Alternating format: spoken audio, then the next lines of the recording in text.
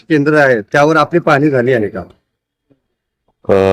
भुसावळ शहरातील सर्व बूथचं माझी पाहणी नाही झालेलं आहे. इथं 6 बूथ आहेत एका ठिकाणी, त्याचं पाहणी झालं. अजून 2-3 लोकेशन मध्ये मी पाहणी करणार आहे. एकत्रित ओव्हरऑल जिल्हाभरात 16 नगर परिषद आणि 2 नगरपंचायतचं आज इलेक्शन आहे.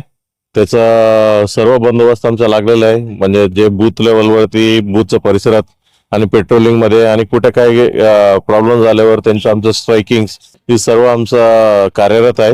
आणि पूर्व तयारीमध्ये आम्ही भरपूर प्रतिबंधक कारवाई घेतलेली आहे. आणि जे उपद्रवी लोक आहेत त्यांना शहराचा आणि जिल्ह्याचा बाहेर देखील पाठवण्यात आलेला आहे.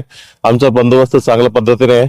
मी सर्व जनतेला हीच आवाहन करू इच्छिते, आपलं जे वोटिंगचा हक्क आहे तुम्ही भयमुक्त तुमच्या घरात बाहेर पडा आणि भयमुक्त आपला वोटिंगचा हक्क विनियोग करावे असं मी आवाहन करतो.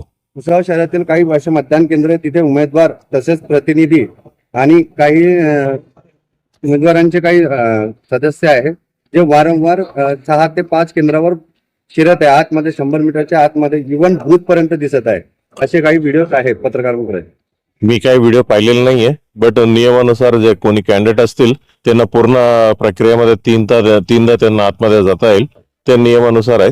म्हणजे त्याच्या व्यतिरिक्त जर कोणी रूल्स उल्लंघन करत असेल तर ते योग्य तो कारवाई करण्यात येईल. आतापर्यंत कोणते काही गुन्हे दाखल झाले आहे का? आतापर्यंत पूर्ण जिल्हाभरात कोणताही गुन्हा दाखल नाही आतापर्यंत. शेवटचा निकाल आला आहे की 3 तारखेनं करता निकाल जाहीर ते 21 तारीख करण्यात येणार. त्याबद्दल आपल्याला काही सूचना आल्या आहे का? मला जे काय म्हणजे आता माध्यमातूनच मला माहिती पडलेलं आहे. मग त्याच्या अनुषंगाने पोलिसांचं जबाबदारी असतं स्ट्रॉंग रूमचा बंदोबस्त करणं. त्याचा बंदोबस्त आमचा ऑलरेडी तयारी होते. तेच बंदोबस्त आम्ही 21 तारखेपर्यंत आम्ही बंदोबस्त करणार आहे.